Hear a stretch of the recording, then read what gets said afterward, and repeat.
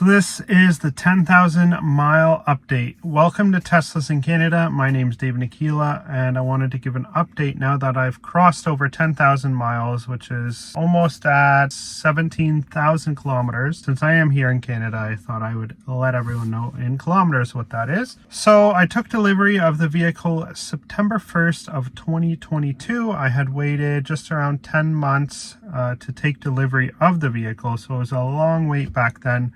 And hopefully my rear-wheel drive Model Y that I have on order comes in much quicker, which it should. It should be here in 3 to 5 weeks. So stay tuned for that. The Tesla Model 3 rear-wheel drive that I'm sitting in right now, it's been great. I'll do a quick cost breakdown for all of you to give you an idea of what it costs over the first 10,000 miles, which I've owned it since September 1st, as I said before. So 8.5 months of ownership. Back then, I paid $58,885.28 after taxes and the federal incentive of $5,000 I got here in Ontario, Canada. Home charger I had installed. I paid for the installation, the wiring, and all of that, and that came in at $2,082.31.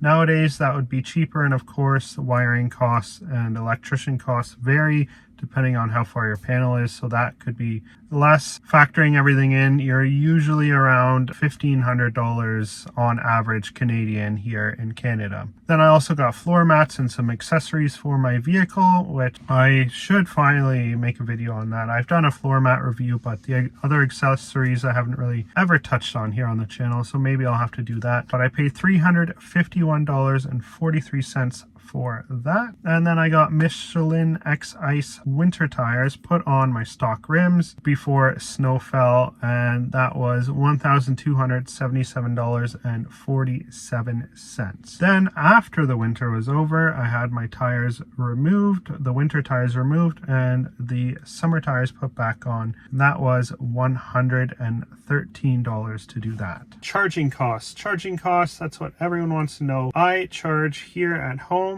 pretty much all the time. I've used superchargers 3 times for 2% of the total energy usage, and my charging costs including supercharging has been $297. Now of course that's not factoring in the installation and the cost of the charger. If you factor that in, that's about 14.4 cents per kilometer. If you write that as a capital expense that is not a reoccurring cost, and you just factor in electricity costs, then I have spent 1.8 cents per kilometer, and yeah, $297 total. So that's not bad considering I have driven 16,569 kilometers, which is just over 10,000 miles now. What issues have I had since I've bought this car and driven 10,000 miles? I've had one issue where I had the lower lateral links in the front suspension having to be replaced along with the nuts for that.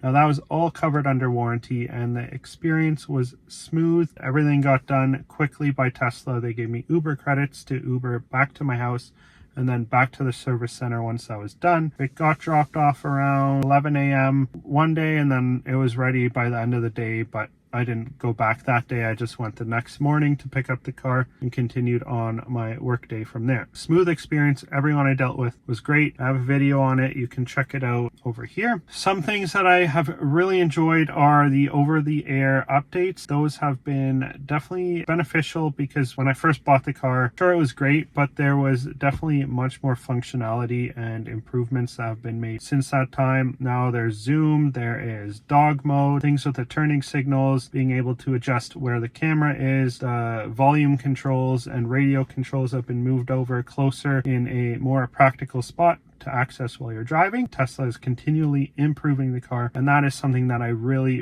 like. Something that I do really like about Teslas in general as well is the charging infrastructure. In the States, the charging infrastructure is crazy. There's superchargers everywhere. Canada is very good actually, but there could be some more infrastructure put in Northern Ontario, but there is a lot of third-party chargers that you can utilize as well. I have never had any range anxiety with the car, and even on a trip or a day where I drove around 400 kilometers and The rated range on this is only like 428 kilometers or so. I didn't have range anxiety and I got home with like 5% battery. That was a good experience. I don't have range anxiety, and that's why I've opted to buy another Tesla. But again, going back to that, this Tesla has the LFP battery because it is the rear-wheel drive version. And the LFP battery is better when you're charging it to 100%. Most of the other ones, the dual motors, the performance models, the Model S and X, they all can only get charged to 80 or 90% on the regular, otherwise you degrade the battery faster. Whereas the LFP is optimized charging it to 100%, and they actually encourage you to charge it to 100% at least once a week. And the new Model Y rear-wheel drive 2023 that is coming out here in Canada has that same LFP battery technology. So I have placed an order for that, and that will be arriving in the next 3 to 5 weeks. So stay tuned to the channel, subscribe if you're new, check out the video where I made that order. I think you're going to enjoy the content on that. Another thing I do like about this car is how you have access to everything on your phone. You can use the climate controls, you can turn it on, you can close the windows, you can open the windows, you can unlock the car, you can make fart noises from it, you can change your music, you can do pretty much everything you need to from your phone involved with the car. And so with that being said, your phone is the key to the car. You do have a credit card like thing that you can utilize as a key, but personally I prefer just utilizing my phone. So now I don't have keys in my pocket, I just have my phone with me, not having to worry about keys or anything. Just having it all on my phone is definitely beneficial, and it helps so much with day-to-day life. So anyways, that is my 10,000 mile update, and as you can see, it is handy for traveling with kids. Some people say traveling with kids is not good with the Model 3,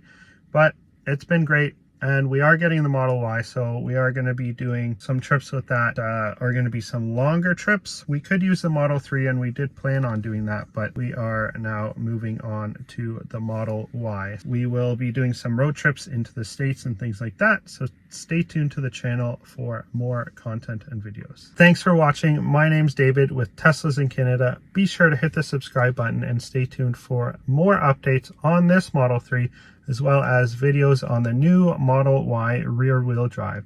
Have a great day. Bye.